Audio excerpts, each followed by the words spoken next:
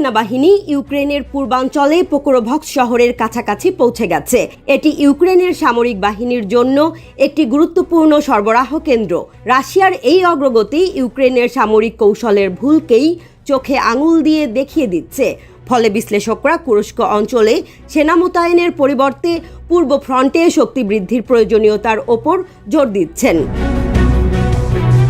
পোকরোভস্কের গুরুত্ব আরও বেড়েছে আভডিইভকা শহর হারানোর পর থেকে। পোকরোভস্ক এখন রাশিয়ার আক্রমণের কেন্দ্রে। শহরটি রুশ বাহিনীর নিয়ন্ত্রণে গেলে ইউক্রেনের সামরিক অবস্থান আরও দুর্বল হয়ে পড়বে।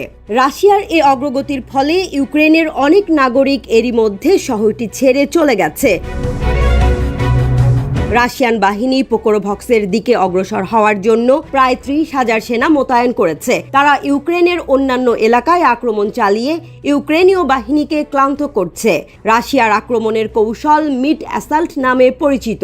এর মাধ্যমে ইউক্রেনীয় প্রতিরোধকে দুর্বল করার উদ্দেশ্যে নিয়মিত আক্রমণ পরিচালনা করে শত্রুদের মানসিক এবং শারীরিকভাবে ক্লান্ত করে। এই পরিস্থিতিতে ইউক্রেনীয় সেনারা পোকরোভস্ক রক্ষায় কঠিন লড়াইয়ের মুখোমুখি। ফ্রন্টলাইন পরিদর্শন করে ইউক্রেনের সশস্ত্র বাহিনীর প্রধান বলেছেন, রাশিয়া তাদের সর্বোচ্চ শক্তি ব্যবহার করছে ইউক্রেনের বিরুদ্ধে। ইউক্রেনের প্রেসিডেন্ট ভলোদিমির জেলেনস্কি স্বীকার করেন, পরিস্থিতি অত্যন্ত কঠিন। ইউক্রেনের সামরিক বিশেষজ্ঞ মিখাইল ঝিরকোভ সতর্ক করে বলেছেন, যদি আমরা পোকরোভস্ক হারাই তাহলে পুরো ফ্রন্ট লাইন ভেঙে পড়বে। এছাড়াও ইউক্রেনের সেনাবাহিনীর একটি বিমান ঘাঁটিতে 2টি হামলা চালিয়েছে রাশিয়া। ইউক্রেনীয় সামরিক অভিযানের জন্য এই বিমান ঘাঁটি বেশ গুরুত্বপূর্ণ। এদিকে রাশিয়ার প্রতিরক্ষা মন্ত্রণালয় জানিয়েছে, তারা নিজেদের ভূখণ্ডে বড় আকারের ইউক্রেনীয় ড্রোন আক্রমণ প্রতিহত করেছে। মন্ত্রণালয়ের বিবৃতি অনুযায়ী 158টি ড্রোন গুলি করে ধ্বংস করা হয়েছে বা আটকানো হয়েছে। এই ড্রোনগুলো 12টিরও বেশি রাশিয়ান অঞ্চলে আঘাত করার চেষ্টা করছিল। রাশিয়ান বিমান প্রতিরক্ষা বাহিনী যে 4টি অঞ্চলে বিশেষভাবে সক্রিয় ছিল সেগুলোতে ধ্বংস করা হয় 112টি ড্রোন।